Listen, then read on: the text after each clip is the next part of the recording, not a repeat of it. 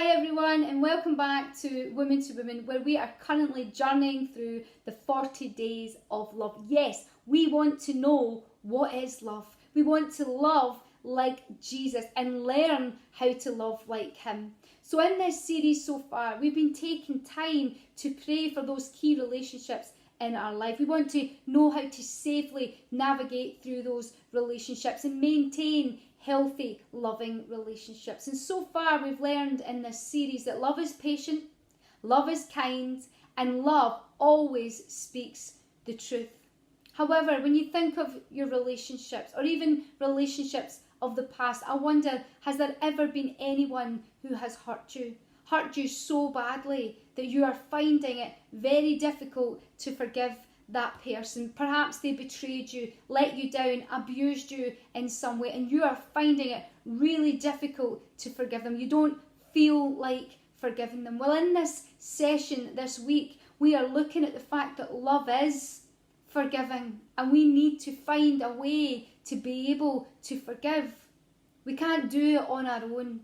We need God's help, and we can forgive because he first forgave us. And in this session this week, we looked at 1 Corinthians chapter 13, again the love chapter, in verse 5, where it says that love keeps no record of wrongs. What does that mean? Well, it means that we do not keep score. We do not seek revenge. We don't want to get our own back. That's not what forgiveness is.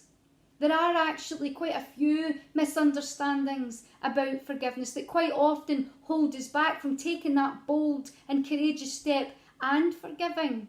So the first one there is that love is not keeping a record of wrongs. Love is forgiveness. So we forgive, but we can't hold on to what's happened looking for an opportunity to get back at them. That's not forgiveness. That's not acting in love. The second misunderstanding about forgiveness is that forgiveness is not minimising the pain or the offence. You know, what happened to you, the hurt, the pain that was done to you, the wrong that was done to you, you know, that was wrong. By forgiving that person, we're not saying that that was acceptable or what took place was okay. It wasn't okay.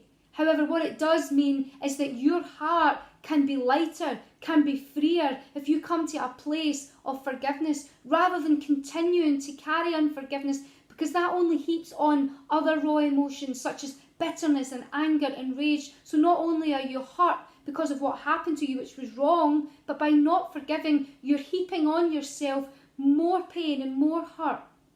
But by forgiving that person, you're allowing your heart to be free, but it doesn't minimise what happened to you. It doesn't mean by forgiving that what happened to you was okay. That's one misunderstanding about forgiveness that quite often prevents folk from forgiving another person. I hope that encourages you today that you can forgive. Of course you can.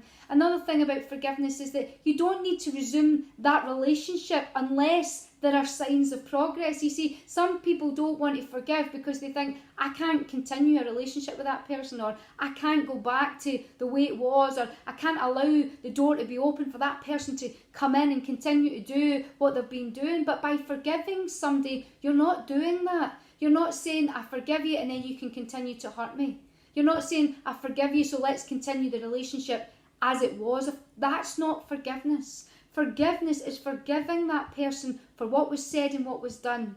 The past, the hurt. It's drawing a line under that and allowing your heart to be free. However, continuing in the relationship, well, that's all about trust. Forgiveness and trust, they're two separate things. Yes, they come together, but they are two different things. Trust takes time. That person that hurt you, they need to earn your trust again. We need to perhaps put in place healthy boundaries. And if that person doesn't show any progress, if they still continue to try and hurt you or abuse you, then you are within your rights to pull back, to realign the boundaries, or at times to walk away completely. So forgiveness does not mean that you walk straight back into that relationship. There are times where we need to pull back. There are times where that relationship will never be a friendship, for instance, again. Or because that marriage has ended because of hurt and pain, you can forgive that your spouse, but it doesn't mean that you need to marry them again. for instance. So forgiveness and trust are two different things. So can I encourage you today, if you have been hurt, maybe in the past, maybe it's a relationship they haven't been able to let go and forgive, let me encourage you today that you can overcome unforgiveness. You can't do it on your own. No, we can't. We need God's help. We forgive others because He first gave us forgiveness, and He will give us the help and the strength to forgive others. I know you don't feel like it, but forgiveness is not a feeling. It's an act of love. And if you want to love like Jesus, then we need to learn to be quick to forgive. But don't forget that it doesn't mean that what happened was okay. And it doesn't mean that you need to resume that relationship as it was. No, there needs to be clear signs of progress, of trust being built back up again. So let me close with Colossians 3:13. It says this: bear with each other, forgive one another. If any one of you has a grievance against someone, forgive as the Lord forgave you. Until next time, God bless.